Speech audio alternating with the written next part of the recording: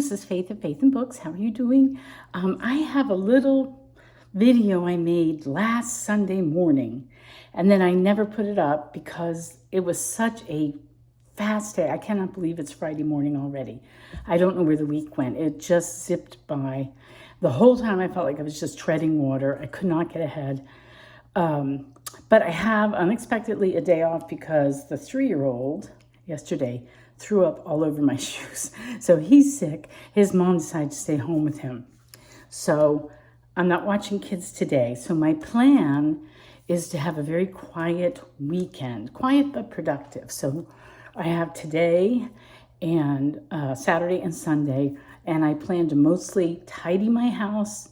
You might notice that it needs a lot of tidying, and read. Those are my two main things. I do have some outside things I have to do. I signed up for Holy Hour or Adoration this afternoon, and tomorrow, Saturday, I'll probably go grocery shopping in the morning. My husband and I may go out to eat. We usually go out.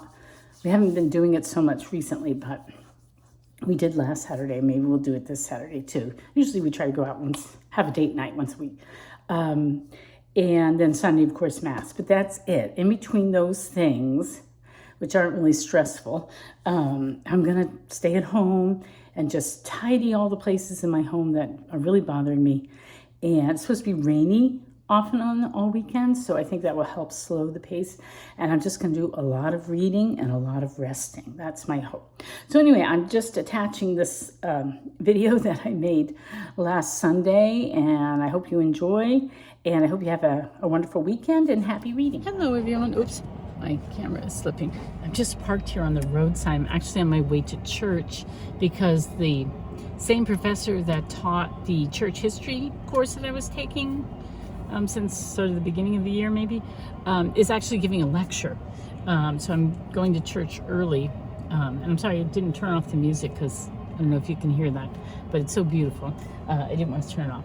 But I just have been thinking about something, and it has to do with my reading plans for May. In May, I'm going to start tackling, well, I'm not going to start, I'm already tackling one of the books, but I am going to tackle 2 pretty heavy-duty books. And it made me think about my own history and how I have come to tackle or approach intimidating books. And so I thought I would just talk a little bit about that. So one of the books that I'm going to be reading is The Life of Samuel Johnson by James Boswell. This is a chunker. I'm going to buddy read this with Sean Standfast, which I'm really excited about. We're going to read it in May and June, hopefully. Maybe we might have to go into July a little bit. I don't know. So I am going to read this. Now, I listened to it on audio on LibriVox many years ago, but I wanted to reread. I've been wanting to reread it for ages and ages. Last year, in the beginning of this year, I thought I was going to England in July, and I thought I was going to see Samuel Johnson's house, but no, that didn't turn out. But it doesn't matter because I've really been wanting to reread it for ages and ages now. The other thing that I'm currently reading is an essay on the development of Christian doctrine by John Henry Cardinal Newman, and this is dense, hard stuff. And it made me think about, tackling both these things. Now The Life of Samuel Johnson is actually very engaging, engrossing, well written. It's a reason why it's a classic. But it came out in 1791, so the language is, to me, antiquated and not that easy. It's longer, complex sentences, and the vocabulary is quite broad, and there's lots of Latin references and things like that in it. It was written, of its time. So that makes it a little bit harder to read, and also it is just so big. So this is very wordy as well, and it's very erudite. It's very dense. There's lots of references to things that I don't really know what he's referring to. This was written in the early Victorian era, so there's the usage of certain words that is different from the way we use words. So So it's intimidating. And the reason why I thought about this topic is because I have noticed in my little, whenever I try to get like a little theology book club together, and I have this now on Discord, that people start off really enthusiastic and then they kind of lose their mojo. And I know that feeling very well. It still happens to me, but it happens to me a lot less. And I think it's because of several things. One thing, I am motivated just by wanting to be a deeper reader and a broader reader. I want to be educated, and so I want to read these classics. I want to read hard things. I want to, and I think that's common to a lot of people who are readers. And that's a good motivation, but to me, it's often not enough. But I have two other motivations that I think really help me stick to it more. And one is that I read this book many years ago called The Shallows, What the Internet is Doing to Our Brain. I just looked it up this morning. Nicholas Carr is the author. And I looked at Amazon. It's got like 4.4 stars out of, over 5,000 reviews. So it's a good book. And he talks about, it's all about neuroscience and how the internet affects us.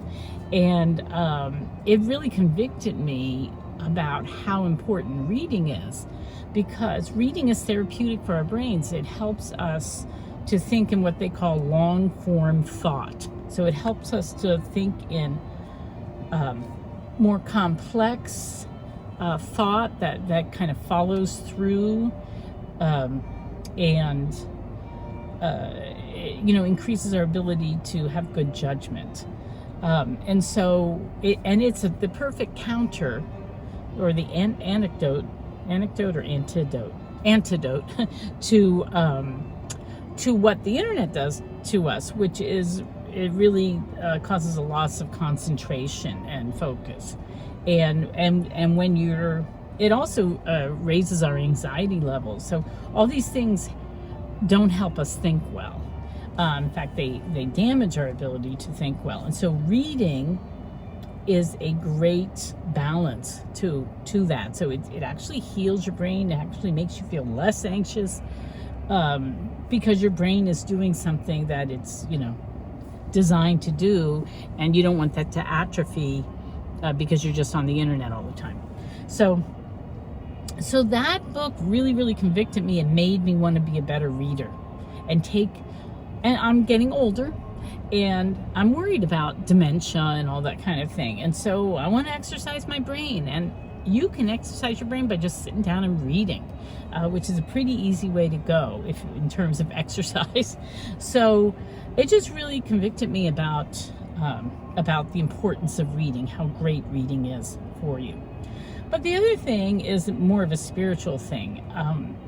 St. Jerome, I think it was St. Jerome, said the glory of God is man fully alive.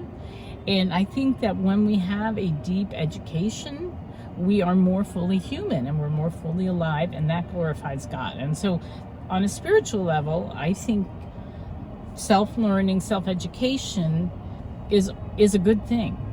And the word education itself, the E part is from the Latin for exit, to go out of, and the the DUC part comes from the word ducere, which means to lead. So like an aqueduct leads water, from the spring down to the city, or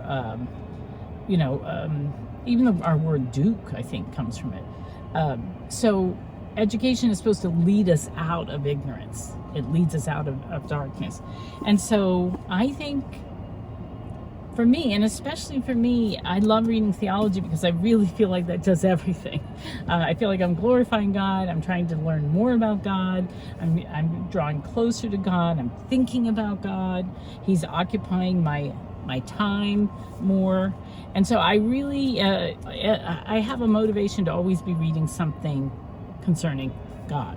And so I think because I have those three things, just the desire to read more and better, the desire to exercise my brain and the desire to glorify God through my reading, I think it helps me to stick to things a little bit more. But also, just practically speaking, the way I stick to things is you really have to treat them as a project. And so you have to make time, you have to make sure it's the right time for you, because we get so busy, and then even you can plan something and then life happens and you can't do it anymore. You can't be a perfectionist, I find. You can't expect to understand it fully the first time. You're just gonna, for me especially, because I feel like I don't retain things that well, and I often have to go through things more than one time in order to really retain, especially something that's really intimidating to me, just because its intellectual level is above my abilities, and so I'm really straining, or the language is just more difficult. So I've got all these cars passing by. So anyway, so I was just gonna say that if you find yourself stalling out, and I still do this, it's not like I'm perfect, but I'm better than I used to be, and you've decided you want to read Dante, or you want to read Shakespeare, or you want to read St. John Henry Cardinal Newman, or something like that, I think that in your head, making it a project that you're going to devote time to, figuring out how you're going to incorporate it into your life. I tend to do things, I like to wake up early, and with my coffee, my first coffee, I pray a little bit, and then I do some theological reading. And I often just put on a timer for 15 minutes, and I just read and focus as much as I can for that 15 minutes. And I find just chipping away steadily, like slow and steady wins the race. That works for me. I also have to produce something, even if it's just underlining or making notes in the margin or summarizing it somehow. Usually it's better to summarize it in writing than just, but sometimes I don't have that luxury, and I'm just talking to myself about it, summarizing what I just read. Really helps. So like at the Discord channel, the Faith Theology Book Club, I don't know if this might be annoying all the other people, but when I finish reading, I try to write a couple of comments. The other thing I think that really helps with reading difficult things is to just try, whenever you can, to educate yourself more about it. So for instance, in January, I was trying to read Paradise Lost. It took me a while to get used to its language. That's the other thing. You have to give yourself time. You have to be patient. You have to give yourself grace to get into the flow. And sometimes it takes a while to get into the flow. It really does. But just keep chipping away at it. And to me, it always at some point happens. Like really, when I'm at the most time, when I'm feeling the most intimidated, most frustrated, somehow I break through a wall, and it suddenly the flow happens. Now I forget. I digressed. What was I saying about doing 15 minutes, summarize it a bit? I can't remember now what I was doing. Oh yeah, sometimes I just talk to myself. Oh, to self-educate.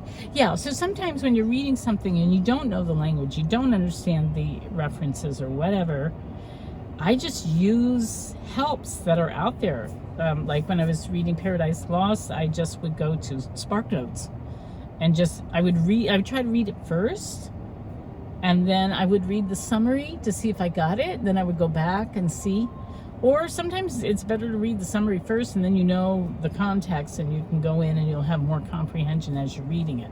But that helped me with, I wish I had had more time to study it more. I didn't really. My son and I read it, well, we read it at different times, but we were supposed to be buddy reading it, and he listened to lectures on it. I just didn't have time to do that.